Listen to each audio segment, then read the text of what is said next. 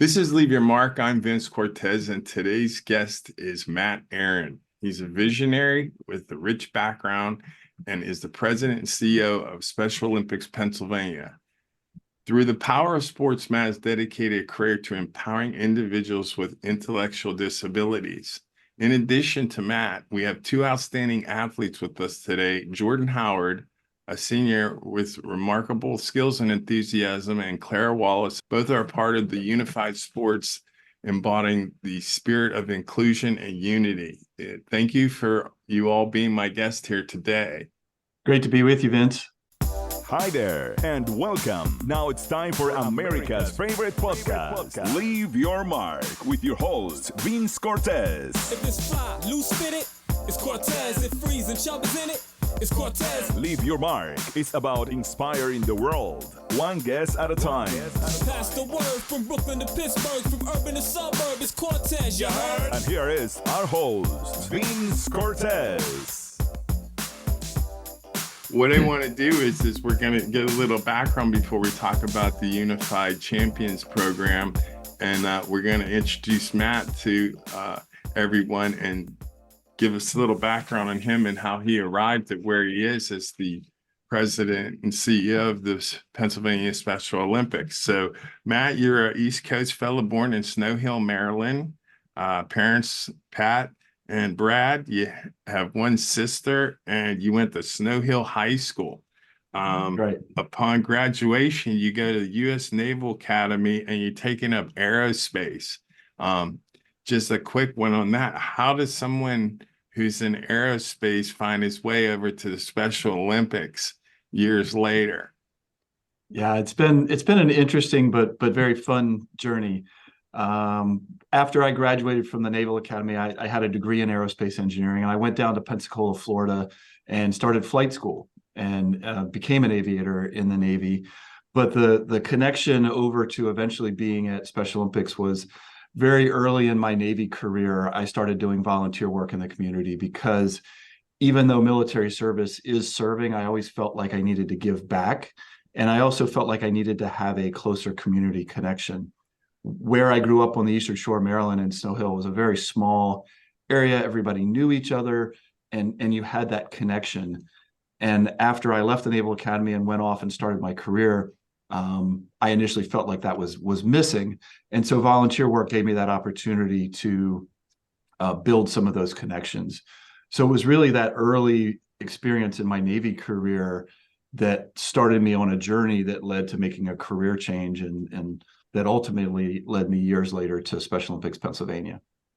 So now then, as far as special, you're in the general area where you're at. What I'd like you to do is, for the audience, explain the purpose of the Special Olympics and a little history about how long it's been around and how it's evolving. Yeah, I would love to do that. So Special Olympics as an organization, probably all of your audiences will be familiar, at least with the name Special Olympics. Everybody knows Special Olympics. And one of the wonderful things about our brand is everybody has a great favorable impression of Special Olympics, but a lot of people don't really understand what we do. So Special Olympics was created by Eunice Kennedy Shriver. It started back in 1968. So we're more than 50 years old now. And the sole purpose of Special Olympics is to help people with intellectual disabilities.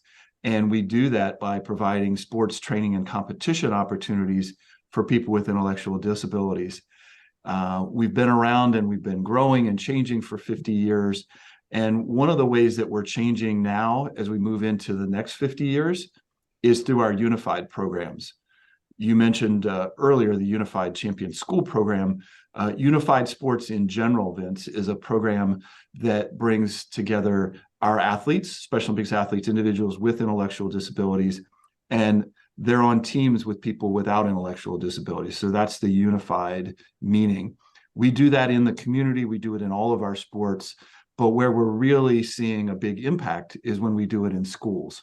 And we're doing that through the Unified Champion School program. And of course, we have a couple of athletes from that program with us here today to talk about their experience with that program. But we really see that being the wave of the future because it brings people with and without intellectual disabilities together. And how recent is the unified program been incorporated in what the Special Olympics does? The program itself has been around for more than 30 years, so it goes back to the 1980s, but it's really taken off in the last 10 to 15 years. We get some support nationally from the U.S. Department of Education, and that funding has really helped us grow it nationally and even globally. And here in Pennsylvania, we've now grown. This year, we will be in more than 400 schools around the state of Pennsylvania. And so it's becoming a really important part of who we are and what we do. And now we're looking at trying to create more opportunities when students graduate from school, that they've had these great experiences in Unified while they were students, that we're now trying to grow that program into the community and give our athletes lifelong opportunities to be part of it. We now serve about 15,000 athletes around the state. And while that's a great number, and we have 22 different sports that we offer year round in 3 different seasons, so there's always something happening. But as great as that is, we know there's a lot more opportunity. We're currently serving less than 5% of the eligible athletes. Wow. So one of the things that we're envisioning is we'd like to see our program grow from where it is today with about 15,000 athletes to in the future serving at least 30,000 athletes by 2030. And we think Unified is a big part of the way we'll do that. That's exciting. Now, we'll come back to you, and I'll include you in on my final question. But at this point in time, what I'd like to do is bring Jordan Howard into the conversation. Jordan, are you on there? Yes, I am, sir. How are you doing today? I'm doing all right. I'm doing good. It's actually kind of cold outside. It's Now, not what I that want to do is how I want you to share with me how you, or the initial inspiration that motivated you to become a Special Olympics athlete. I how I got to this far. Well, the problem is I just got to this far that um Mrs. St. Pierre wanted me in the team, and I said, okay, I'll do that and see what happens. And I mean, I already did it, and I don't know how I got this much special. I mean, when bocce started and for the year, I decided to say, why not be join in bocce, and instead of other sports that I used to, because I used to play I used to wrestle back in those older days. But not anymore since COVID hit. COVID happened to all of us and changed our lives. And Wow. I had to quit wrestling. And then when bocce came around in the school here, I decided to join as well instead. Okay, so your banner back there, Ligonier Valley's where you're going to school, and you're a wrestler. So, do you have other classmates that you wrestled with that are along with you in your journey now? Or how did you arrive at, the COVID came and here you are, and you got quite an event that you're getting to participate in. So your journey then, looking what are some of the memorable moments that you've had in your Special Olympics journey that stand out to you? Well, when wrestling started, when I was, I think it was 15 or 16, 17 years old or so. It's probably 2 years, 3 years ago. And when it happened, I just started to know that to put the person down. When someone wants to wrestle me back, I have to wrestle them back, because And how'd that lead you to bocce? Huh? How'd that lead you to bocce? that lead me to bocce when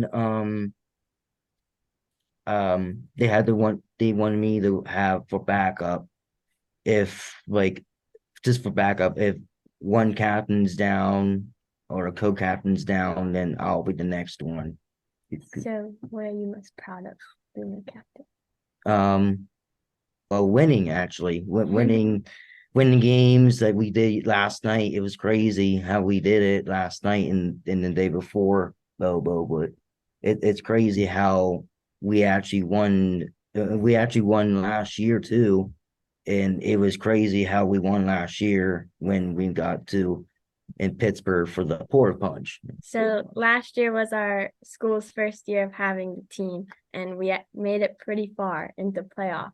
So Jordan was very excited about that. Yeah, yes, it was. Jordan, what is your favorite part about Special Olympics and why? My favorite part of bocce is well, having the team together and having a good time and enjoying our time the rest of the entire evening, and lets us have our exercises sitting around doing nothing in a chair because that's not going to help your health and your life. I mean, and actually staying behind screens is not a good idea and part of your life to do as well. I agree with that. Connect with us on LinkedIn. Be our friend on Facebook. Follow us on Twitter and Instagram. Whether jumping out the MP or jumping on the app. You are listening to Vince Cortez. We just want you to leave your mark. I want to bring Clara in. Clara, Okay. how did you get involved in this Special Olympics Unified program? So when I was in middle school, I used to go down in our free period to talk with the kids, eighth period. And that's when I kind of met Jordan and another one of our teammates, Hope. And then whenever I heard we were starting Unified Bocce and I'd be able to have the opportunity to be on a team with them, I got pretty excited about that and talked to Mrs. St. Pierre so I could join. So you got yourself lined up. Now, were you playing any sports prior to this? Yeah, I run, so I do track and cross country, but I didn't have a winter sport, so this is my winter sport. This was your winter sport. Now, any memorable moments or achievements in your Special Olympic journey that stands out to you? Probably just watching our teammates getting so far last year. That was pretty surprising for us, and it was very exciting. I am honestly not the best bocce player, so seeing them shine is a lot of fun for me. Now, what is your favorite part about Special Olympics?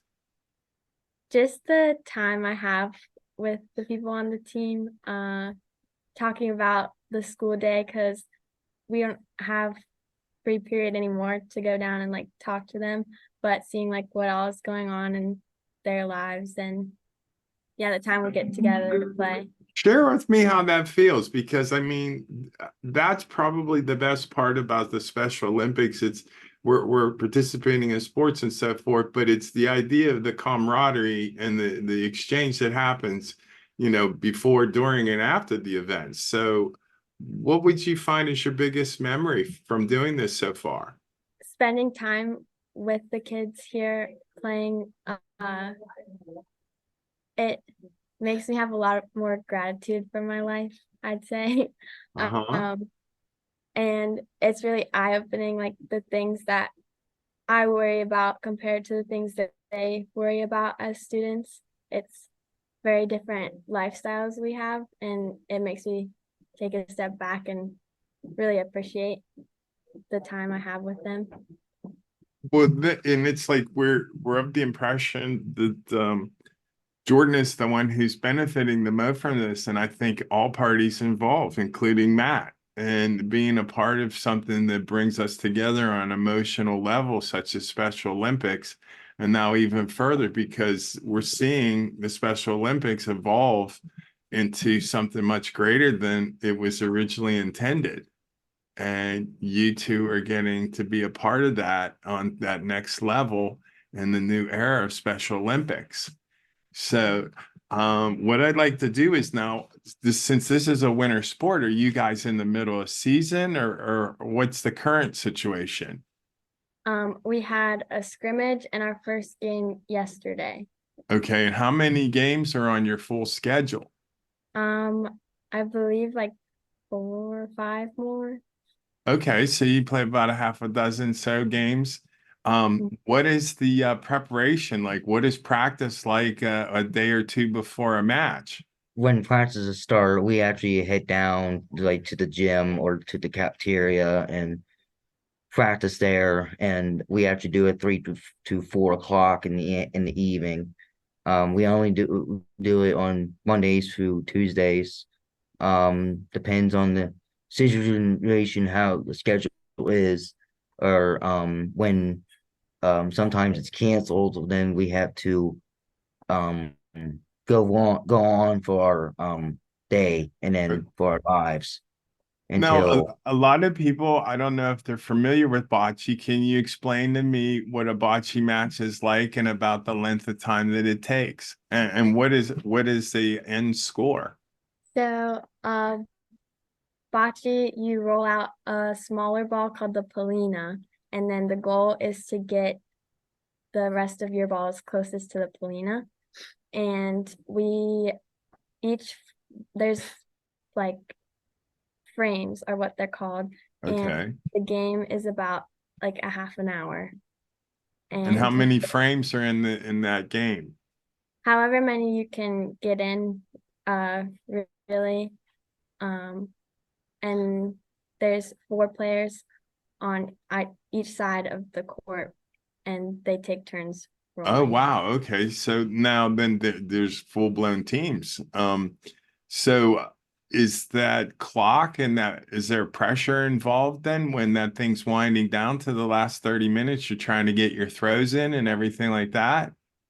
Yes, and last night actually we were down by 4 in the beginning, and we made a comeback to win 10-4. 10-4. Okay. So Jordan, you were participating in that last night? yes, I was, sir. I was. Pretty exciting, huh? Uh-huh. It was. How did it feel with a comeback victory? What did that feel like? I mean, I'm not gonna say this, but I felt good. It felt really good. That's the feeling of a winner. Okay, so what I'd like to do is as far as this goes, do you see yourselves both continuing to participate in this? I mean, when the time comes and when we graduate, then I'm pretty sure we could do this, or maybe not, but we'll see. Yeah, we're both seniors this year. So Okay, so you're coming this senior year. You're in your senior year. But yeah. this is great. So what I would like to do then is I'll ask you first, Jordan, with being involved in this, and how would you like to leave your mark? How do you want to be remembered in participating in Special Olympics? I mean, maybe in the hall in probably in the trophy cabinet or something like that. That's a good place to be remembered in a trophy case there. That's pretty special. Mm-hmm. How about you, Claire? How would you like to leave your mark? Um, I hope that I encourage other students to try it out because it's very rewarding. And just I hope that I'm remembered on the team as someone who they could talk to or a good person to listen. This is excellent. You're both getting fulfilled from this. It's Special Olympics is really a great place. It's exciting to see you guys evolve and what you're getting out of it and how it's helping you through life and have a bigger scope of what's going on for both of you, or all involved. What I would like to do is see, Matt, are you still there? I'm still here. Okay. What I'd like to do is we're going to wrap up the interview now, and I want to thank you for making the students available to us and letting them share their stories. My question to you is how would you like to leave your mark? Thank you. What I would like to do is see this program be in every school in Pennsylvania. I think we're well on our way. We hope by the end of next year, for example, that we'll be in every public school in Pittsburgh, Pittsburgh public schools.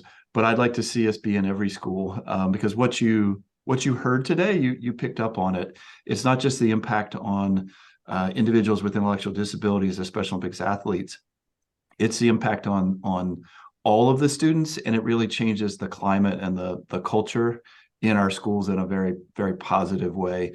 I could tell you, if we had time, about stories about some of our athletes who used to use wheelchairs and they're now walking through their participation and being inspired in this program, or an athlete we had in Philadelphia who was nonverbal, who said his first words through being part of this program. And while those are really impactful, I think the most powerful stories are the ones like Jordan and Clara just shared today, the stories about friendship, and how friendships and real connections between people with and without intellectual disabilities come out of being part of this program. So if I could leave my mark in any way, it would be seeing more people get the benefit and the opportunity to experience this everywhere in Pennsylvania. And that's what we're working for. Yeah, I think you're doing a good job. What I like to do, because a lot of people, unless they're looking for Special Olympics, is have you provide for me the places online where we can go and get more information, find out how to volunteer or be a coach or participate in some of the things that Special Olympics doing. Yes, the best way is to go to our website, which is specialolympicspa.org. And there's information there on our homepage, links to find more information about volunteering, about becoming a coach, about signing up as an athlete, about supporting us with donations. One of the things that many people don't realize is we provide these opportunities to our athletes completely free of charge. So the athletes and the partners who participate don't pay any membership fee or any participation fee. And so to make that possible, we rely on the generosity of the public and our wonderful supporters. So any way that someone would like to be involved, they can find more information at specialolympicspa.org. I truly believe, just speaking with the three of you today, the same way that Jordan and Claire are having this experience of seeing life through each other's eyes, the general public and the communities through the schools will have an incredible experience besides opportunity by bringing this unified program in. It's truly good for all parties involved in this. Inclusion is something that is moving forward and can pick up speed with more exposure. So I'm very grateful to have you guys come on here and share your stories and what it is you're up to. And we're definitely going to take a look at the website and encourage others to do so. And I want to thank you all for being here today. Thanks for giving this opportunity to share our story. Yes, thank you for having us. Well, thank you so much, guys. All Appreciate right, it. Jordan, you take care. You were great. Thank You you. too, Clara. Thank you. All Yeah, right, thank you. bye-bye. And please give my thanks to Coach Brooke as well for helping to coordinate today. She put a thumbs up. We're good. Okay, good. Thanks for listening to Leave Your Mark today. Tune into our next episode of Leave Your Mark with Vince Cortese. Be blessed. You just left your mark. Thanks for listening. Listen to more episodes on demand. Just click Leave Your Mark with Vince Cortese.